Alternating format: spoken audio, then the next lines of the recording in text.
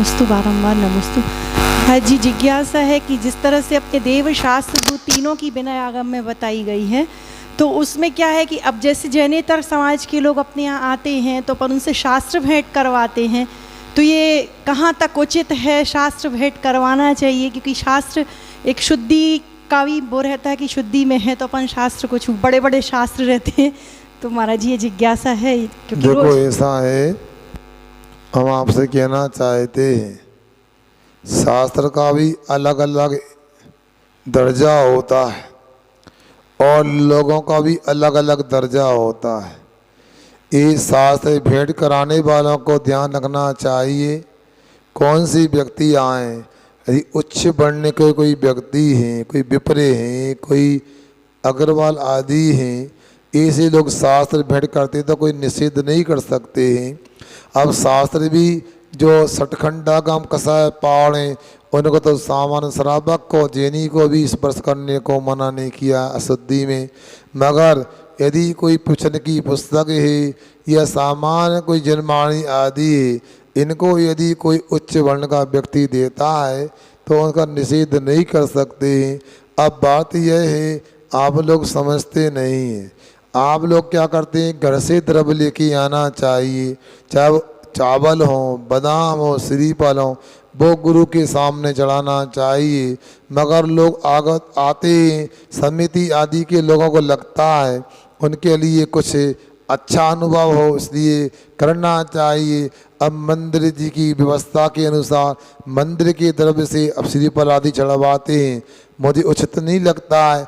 मगर शास्त्र आदि के माध्यम से उनकी भी जिनवाणी से भावना जुड़ जाती है।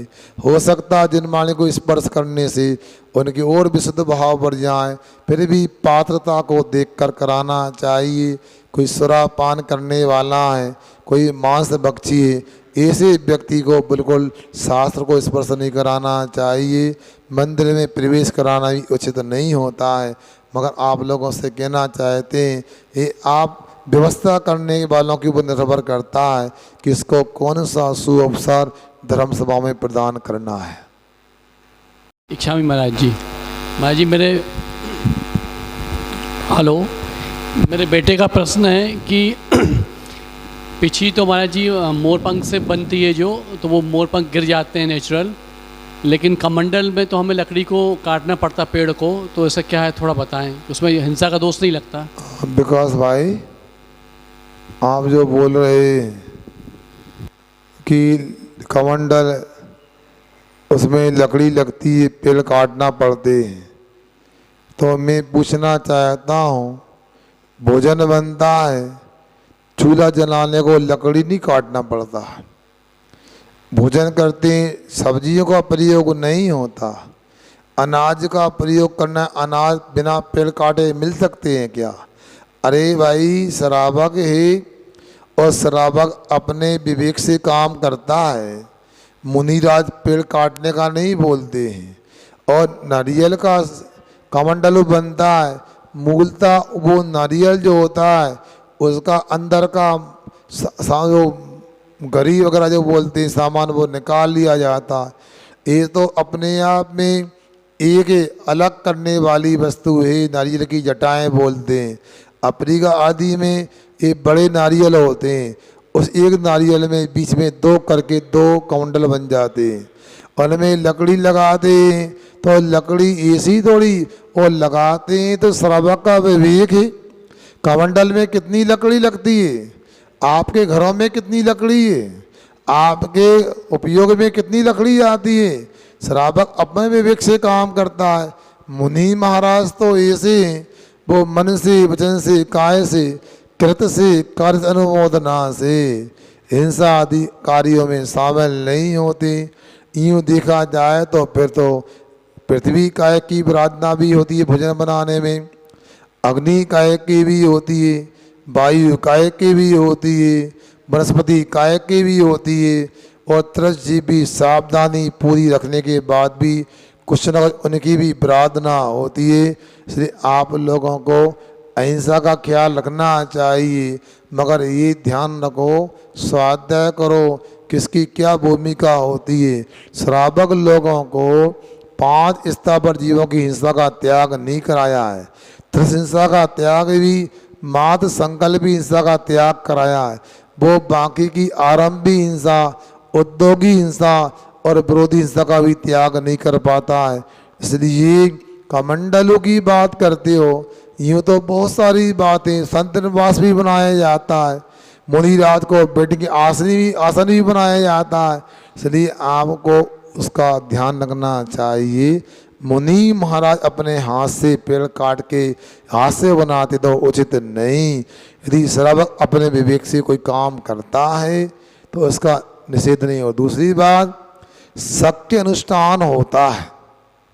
मुनिराज सब त्याग कर सकते हैं, मगर पिछी कमंडल और शास्त्र इनका त्याग करना संभव नहीं है। शरीर मल मूत्र की बाधा होती है। शुद्धि करने के लिए कमंडल तो आवश्यक नहीं, अनिवार्य है। पिछी जीवों की रक्षा करने के लिए रखना अनिवार्य है। और एक बात और ध्यान रखना, अपरिग्रह अलग और आकिंचन अलग। अपरिग्रह महाव्रत तो जीवन पर्यंत पालन होता है, करना चाहिए, करते हैं। मगर आकिंचन तो सामयिक ध्यान की दशा में हुआ जाता है। उस समय मुनि महाराज फिर पिछी कमंडल शास्त्र का भी विकल्प नहीं रखते हैं, आत्मा का ध्यान करने का उपक्रम करते हैं, शरीर से भी ममत्व भाव नहीं रखते हैं, फिर भी नीचे की भूमिका वाले कुछ करते हैं। तो मुनि के भी अनेक प्रकार होते हैं, पलाख हैं, बकुस हैं, कुशीले, स्नातक हैं, दीर्घंत हैं, स्नातक हैं। इसलिए आपको समझना चाहिए। पुरुष पाठशाला चालू हो गई, महिला पाठशाला लगने लगी है, धीरे धीरे स्वाध्याय करोगे और भी विषय आपके समय समय पर स्पष्ट होते जाएं। में नमस्तु महाराज जी के चरणों में छामी। महाराज जी, मन इतना चंचल क्यों है? देखो राजेश जी, ऐसा है, मन चंचल क्यों है? मन यदि चंचल नहीं होगा तो आपको ये शंका समाधान, ये जिज्ञासा समाधान हो रहा है तो आपका मन दुनिया के कामों से उछट करके इस प्रश्न पर कैसे आएगा? जब मन चंचल होगा तभी तो चलेगा। अब बात लगे मन को किस दिशा में चलाना है। मन को तो आगम में बंदर की उपमा दी है। बंदर तो आप जानते हो, चंचल के अलावा होता ही क्या है? कभी इस पेड़ पर, कभी उस पेड़ पर, कभी इस शाखा पर, कभी उस शाखा पर, वैसे ही मन होता है। अब मन चंचल है तो उसका चंचलपन तो अपने को दूर कर नहीं सकते, मगर उसको दुनिया के कामों से अलहटा करके दिव्य शास्त्र गुरु के चरणों में लगाना चाहिए, जिनवाणी में लगाना चाहिए। जैसे बंदर होता है, पेड़ पे रहता है, उसे नीचे के कुत्ते आदि परेशान नहीं करते, और मौज के साथ में वृक्ष पर टहलता है, उछलता है, और नीचे आएगा तो कुत्ते भौंकने लगते हैं। उसी प्रकार मन रूपी बंदर है, इसे शुद्ध स्कंद पर जिनमाणी रूपी वृक्ष पर बना के रखो तो हमारे क्रोध, मान, माया, लोभ रूपी कुत्ते परेशान नहीं करेंगे और मन स्थिर हो जाएगा, ध्यान लग जाएगा और मन का प्राप्त करना सार्थक हो जाएगा। महाराज जी, बच्चा बाहर है, जैसे उसको देव दर्शन कभी मिलता है और कभी नहीं हो पाता है, तो वो अपने हिसाब से जैसे जिनवाणी लेके साथ में तो वो पढ़ लेंगे या अभिषेक देख लेंगे, तो बच्चों को थोड़ा सा कैसे समझा, जैसे नहीं मिला दर्शन तो उनको क्या सिखाएं, उनको कैसे संस्कार दें? अब देखो जहाँ बच्चों को दिव्य शास्त्र समागम नहीं मिलता है वो तो अलग बात है, मगर उन बच्चों से ये कहो जब मिलता है तब तो उपयोग करो, जब मंदिर मिलता है तो अभिषेक करो, अभिषेक देखो, पूजन करो, साधु का लाभ लो। अब पता लगा बच्चा है महाराज नगर में है, वो घर से बाहर ही नहीं आता, पहले भी नहीं आता, बाद में भी नहीं आता। अब उस बच्चे को हम कैसे समझाएं बताओ? बच्चे को इतना तो करना चाहिए कि एक बार महाराज के पास 5 मिनट के लिए बैठे, महाराज क्या होते हैं, महाराज की चर्या क्या है, इन महाराज को पहली बार देखा है, 2 बात करें, अपनी समस्या रखें, कैसे समाधान हो सकता है। आज जब बच्चा आएगा ही नहीं तो समाधान कैसे करेंगे बताओ। इसलिए पहले बच्चों को लाना चाहिए, प्रेरणा देना चाहिए। हम तो ये देख रहे हैं कि आप लोगों को ऐसा लगता है महाराज की हवा न लग जाए, इसलिए तो देखा हमने आज सुबह 2 बच्चे आए थे, वो सीधा बोल गए हम तो शाम को आया करेंगे। हमें लग रहा था कि ये सवेरे ही बैठ रहे, बताओ पूजन खिड़की हो खिसक गए, बताओ 5 मिनट भी नहीं सुना उन्होंने और चले गए, बताओ। अब ऐसे बच्चों से क्या उम्मीद करें। मैं तो भगवान से प्रार्थना करता हूँ ऐसे बच्चे अपने माता पिता का नाम नीचा ना करें, सिर नीचा ना करें, यही बड़ी उपलब्धि है, ऐसा जानना चाहिए। जो बच्चे इतना भी नहीं सुन सकते, माता पिता का नहीं सुन सकते, महाराज की बात को नहीं सुन सकते, अब उन्हें क्या समझाएं। रही बात यह है बच्चे भी बाहर रहते हैं तो क्यों रहते हैं, कहाँ रहते हैं। मैं एक बात सुनाता हूँ, गुड़गांव का नाम सुना होगा, दिल्ली के पास में। वर्तमान में उस नगर का नाम गुरुग्राम हो गया है। वहाँ पर एक भाई, एक युवक वहाँ नौकरी करता था, उसका 16 लाख रुपए का पैकेज था। आज से लगभग 15 साल पहले की घटना है। 16 लाख रुपए का पैकेज था, बस समस्या एक ही थी उसकी, ना मंदिर मिलता था, ना अभिषेक पूजन की बात होती थी, इसलिए बड़ा विकल्प था। उसने दोबारा कंपनी खोजी, पूना में उसको 9 लाख का पैकेज मिला, उसने 16 लाख का पैकेज इसलिए छोड़ दिया कि मुझे मंदिर के दर्शन और अभिषेक पूजा करना जरूरी है, बताओ। और मैं तो ये कह रहा हूँ आप लोगों के लिए कोई समस्या हो तो ठीक है, मेरा तो मन ये कहता है घर में यदि 2 समय का भोजन का प्रबंध है तो इतनी भागम भाग नहीं करना चाहिए। और जहाँ तक बात है, मेरा तो सोचना यही भी है, आज के परिवेश में परिस्थितियों को देखते हुए बच्चे पढ़ाई करते हैं, माता पिता को पूरी निगरानी रखना चाहिए। नौकरी करना है तो पहले शादी विवाह के बाद नौकरी कराना चाहिए कि आप निश्चिंत हो जाएं। एक जगह की बात है, एक लड़का ने दूसरी समाज में शादी कर ली और वो परिवार किसी महाराज से जुड़ा हुआ था। हमने पूछा जब वो आए हमारे पास में, क्यों भाई ये कैसे हो गया, तो बोलता महाराज जी आप क्षमा करना, हम भी इसको अच्छा नहीं मानते। इस लड़के ने पढ़ाई के लिए जिद की, हमने बाहर पूना इसको भेज दिया और बाद में नौकरी करने का बोलने लगा। हमारे यहाँ तो करोड़ों का व्यापार है महाराज, मगर नहीं माना और इसने शादी भी कर ली। अंत में ये समझाए बच्चों को दूर पढ़ाने भेजना और नौकरी कराना यही खतरनाक होता है। समझदारों को तो यही है, अपने बच्चे की शादी के योग हो गए, यदि ब्रह्मचर्य का पालन नहीं कर सकते, मोक्ष मार्ग को अपनाना नहीं चाहते, तो पहले उनका दाम्पत्य जीवन का विचार करना चाहिए, शादी का विचार करना चाहिए, बाकी जैसा उन्हें उचित लगे। मगर होता यह है हम लोग भी 30-30, 35-35 साल तक पढ़ाई और नौकरी के चक्कर में छोड़ देते हैं, तो बाद में अनेक अनहोनी घटना घट जाती हैं। मैं तो आपके बच्चों के लिए इतना ही कहूँगा, उन्होंने पूर्व के पुण्य से दुर्लभ बीतराग दिगंबर जैन कुल में जन्म लिया है। उनका हर कार्य, हर कदम बीतराग जैन धर्म के अनुकूल हो, यही हमारी सलाह है। और जिनको अपने बच्चों को कुछ कहलवाना है सामने लाओ तो बात करें। अब ऐसा थोड़ी होता कि हम सड़क पे बात करें, घर पे जाके बात करें, एक आध मिनट तो आना चाहिए ना। जब हम अनुकूल रहें तो कुछ रास्ता आगे भी और निकल सकता है। इतना ही। पंचम काल का कैसा अंत होगा एवं ऐसा कौन सा उपाय करें जिससे पंचम काल में जन्म न लेने पड़े। अच्छा, हमारे त्यागी भवेंद्र कुमार जी का बड़ा गंभीर प्रश्न है कि पंचम काल का कैसा अंत होगा, ऐसा क्या उपाय करें जिससे हमें पंचम काल में जन्म ना लेना पड़े। बहुत अच्छा। अब सुनो, आप लोगों को बताऊं, सम्यक दृष्टि जीव जो होता है उसे उत्तम द्रव्य क्षेत्र काल भाव की प्राप्ति होती है। मतलब उसके लिए शरीर प्राप्त होगा, वज्र विषम नारा संगनन के साथ मिलेगा। उसके लिए उत्तम स्वस्थ शरीर प्राप्त होगा, सुंदर शरीर प्राप्त होगा, क्षेत्र उसको मिलेगा तो कभी भी ऐसा क्षेत्र नहीं मिलेगा जहाँ केवल ज्ञान होने की विशुद्धि ना हो।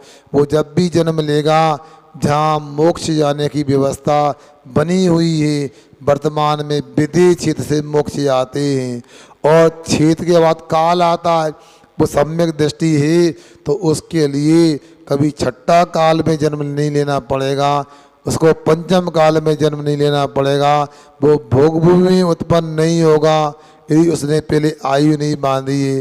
वो नियम से चतुर्थ काल में अथवा ऐसे काल में जन्म लेगा जहाँ उसके लिए मोक्ष जाने की अनुकूलता है, मोक्ष की विशुद्धि प्राप्त करने की अनुकूलता, भाव भी उसके शुक्ल लेस्या आदि के होंगे।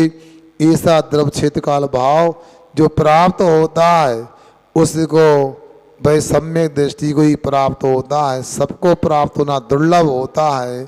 अब रही बात पंचम काल का अंत कैसे होगा, पंचम काल का अंत ऐसे ही होगा कि वह जीव पंचम काल में जैसे आगे बढ़ते जाएंगे, यदि अवसर बड़ी काले तो अच्छाइयों का नाश होगा, बुराइयों की वृद्धि होगी, अंत में जाकर के वह कलकी राजा होगा और अंतिम मुनि महाराज से आहार में प्रथम ग्रास को टैक्स के रूप में मांगेगा, और मुनि राज को उस समय अवधि ज्ञाना बढ़ने का क्षय उपशम होगा।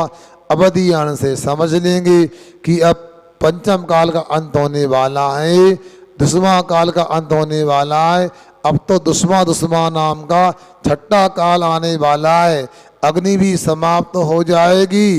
इसलिए वो मुनि महाराज आदिका को उस श्रावक श्राविका चार लोग रहेंगे, चारों को संकेत करके संबोधन करके समाधि मरण कर लेंगे, चारों प्रकार आहार का त्याग करके स्वर्ग जाएंगे। ऐसे पंचम काल का अंत होगा। इसलिए आप लोगों को भी समझना है अपने को कैसी तैयारी करना है। आप वर्तमान में वीतराग जैन कुल को प्राप्त किया है, आप यदि सच्चे देव शास्त्र गुरु के श्रद्धालु बन जाते हो, रागी देवी देवता का त्याग करते हो, तो देवायु का आश्रम बंद होगा, और देवायु का आश्रम बंद होगा यदि आप लोग सुनो, यदि मान लो वैमानिक जाति के देवों की आयु का बंद किया है तो अपने आप न पंचम काल मिलेगा न चतुर्थ काल मिलेगा, और इसके बाद सागरों की आयु मिलेगी।